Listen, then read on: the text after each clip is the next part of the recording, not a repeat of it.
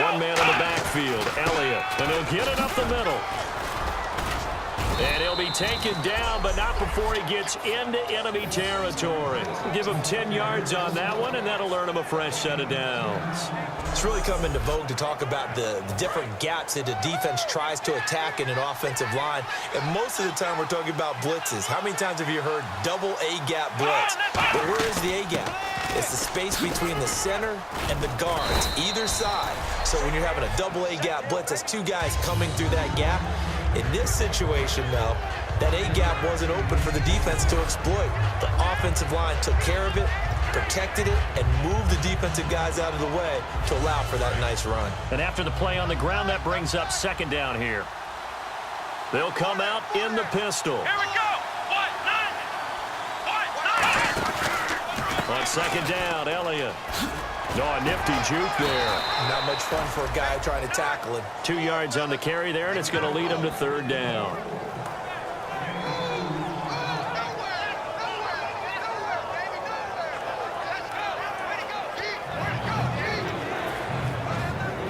So they run it on second down. Now let's see what third down brings here for the offense.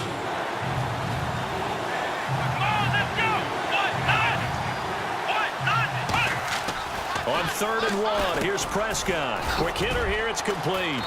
And he's able to pick up the first down here before he goes down at the 26. I don't care how many times we see it. I still get a kick out of watching quarterbacks and receivers do the pass tree in pregame warm-up. But I always remember that when we go to practices, we see that after practices as well. They really tune it up, don't they? They tune it up. They know why they do it for these situations. First down. And they build that trust, and that's why they're able to find him in this type of a situation. On 1st and 10, Prescott over the middle into traffic, and that's complete. 5 yards on the catch there, brings up second down. And these numbers, not what he wants to see, that's for sure. You know, last week, and we were talking about this, so crisp with his reads and progressions, but that just hasn't been the case here in this one. Extremely sharp. We could have very well put a stopwatch to every play last week and seen everything hit right in time, right in rhythm. If it was a 3-second play, he would have hit it right on time. So far in this one, everything's off just a little bit, either a little fast or a little slow. I just thought when we watched him play last week, 1, 2, 3, bam, ball was right where it was supposed to be. Let's see if that can increase or get changed as this one goes along. This will be play number 9 of the drive here as they need 4 yards on third down. Again, it's Elliott. And he was able to shed the tackle, but the reserves come in for the stop. Give him a couple on the run as it brings up a 4th down. Well, this was just simply excellent defense. On this third down, they had to be alert for the possibility of a pass, but that didn't stop them at all from understanding what was going on when they decided to run the football, and they just swarmed and stuffed them for almost no gain.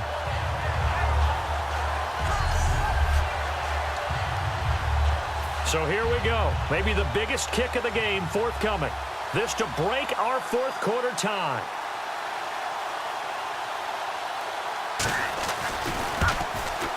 And the 10-year vet knocks it through the goalpost, and they will take the lead at 13-10.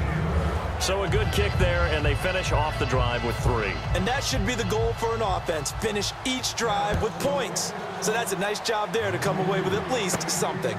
This is taken near the 13. And a good return as he'll be stopped just shy of the 30-yard line. A look at Washington as they come onto the field. And they're hoping to capture some of that magic they had last time out when they were able to put together a scoring drive. But they're still down here, Charles. Not the major concern, though, because of what you talked about. They scored the last time out. They feel good about themselves. They feel like their game plan is now in effect. They know how to attack and what plays they want to put together. But they've got to keep it moving in the right direction because, as you did note, they are down on the scoreboard. And quickly, they get to the line. They'll run it now out of the gun. And this play will be blown up. He'll lose yardage back at the 38. That's going to go as a loss of 2, and it'll be second down.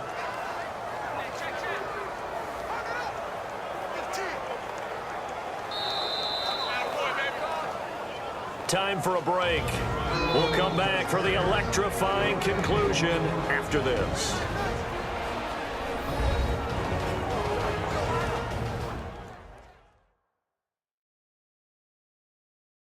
So it's Redskin football here as we welcome you back.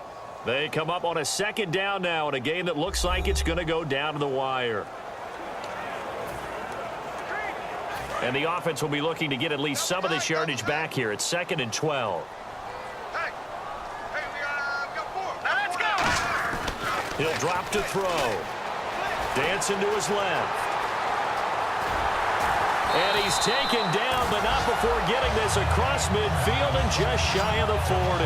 On that play, as you saw the route start to develop downfield, I got the sense that maybe the run would set up for him. And he took full advantage of it and got a big gain on a busted play.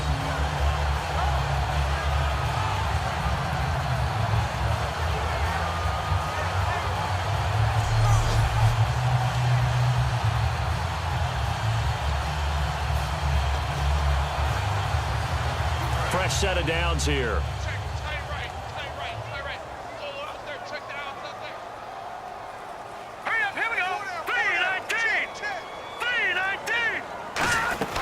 They'll run it now out of the gun. A nice pick up there, 10 yards, and it'll move the sticks. So they pick up the first down after the run, and now they approach for the fresh set. And now it looks like they're going to be in the hurry-up.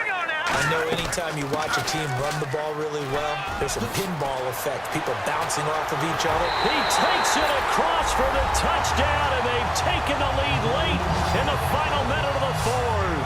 Wow, wow. If there was a time to break off a nice run like that, it was right here to grab the lead in the fourth. And there's just so much stress on a defense in that situation because you're looking at the clock. What are we guarding against? What's the first thing, right? The strike to the end zone, throwing the ball. Instead, they come back and hit him with a run. Block it well, and how about the physical run he made? Terrific job finding his way to the end zone to give him the lead.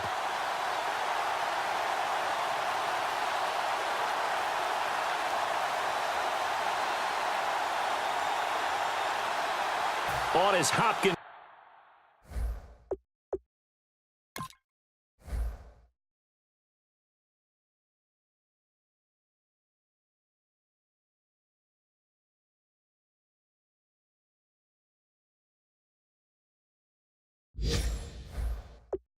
Now for the extra point.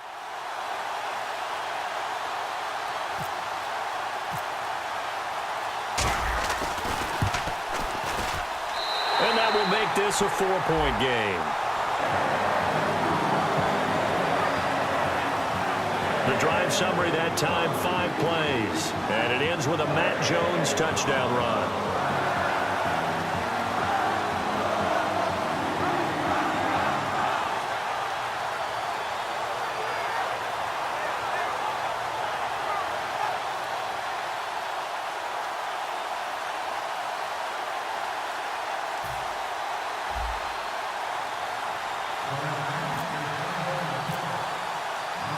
Here's the Redskins now as their kick unit will send this one away.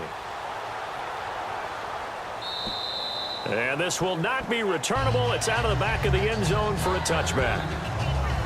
And now Dallas gets set to take the field. They're down here in a one-score game. At the time, it's a factor, but it's not a huge factor right now, is it? It's really not, because this amount of time gives them a chance to run their offense, to go through play sequences. And this is what they work on every week in practice, usually on a Friday. They go over this type of a situation, late game situation. What are we going to do when we have the opportunity? They've called these plays a bunch of times. Now's their chance to execute them. Yeah, they have the opportunity now. Here's the execution. And it's a short one here, complete to his tight end. And they're able to get this one across the 35. 11 yards on the pickup, and it'll be first down Cowboys. And they're going to hurry back to the line now. Back to throw. He's going to hit his man out of the backfield, complete. They'll give him a yard on the play, and that'll make this a second down. He's back to throw.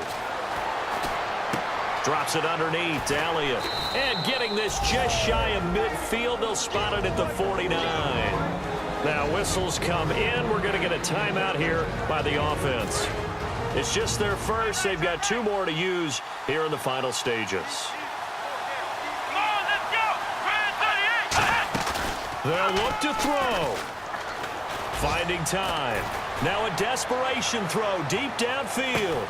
And this would have been intercepted if he could have gotten the feet in. Instead, it's incomplete. Boy, that really could have turned this one upside down. One thing I know from experience is that when the deep ball is thrown and you're the defender, you've got to fight that little bit of panic that emerges. You've got to play the ball really well. It's a 50-50 jump ball play. And guess what? They took a shot. How are you going to win it? And in this case, they managed to get it done. He'll look to throw. And he can't get a throw away. He's taken down. Now hold everything here. We're going to get a timeout by the offense. That'll leave him with just one remaining in this fourth quarter of play.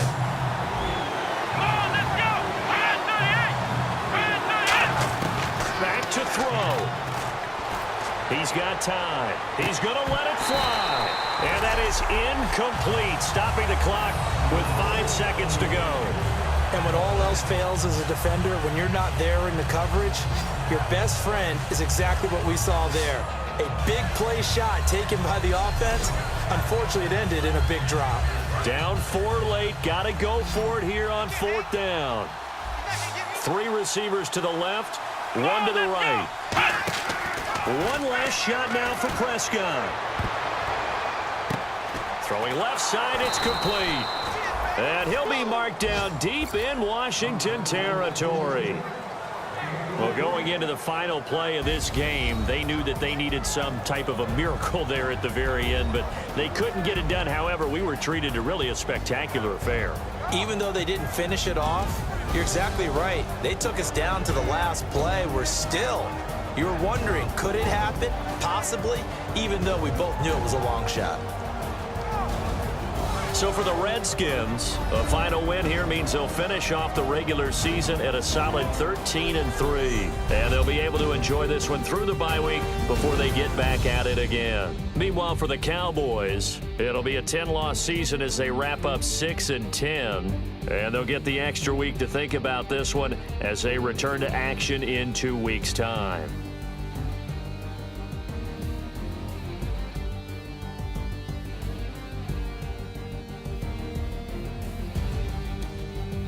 So that'll do it for us. For my partner, Charles Davis, and all the hard-working men and women on our crew, I'm Brandon Gaudin. You've been watching the NFL right here on EA Sports.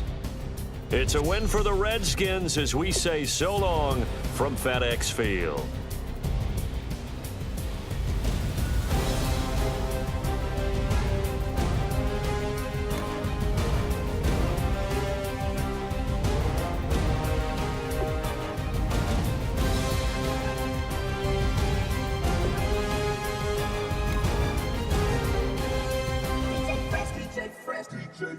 Now I've been in New York, Texas.